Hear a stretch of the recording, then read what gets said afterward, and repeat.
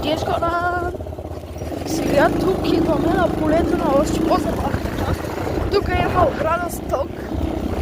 Веднъж ме е удряла. Но не ми пука, защото не заболя много, малко ми направи белек, ама няма значение, там има кончета.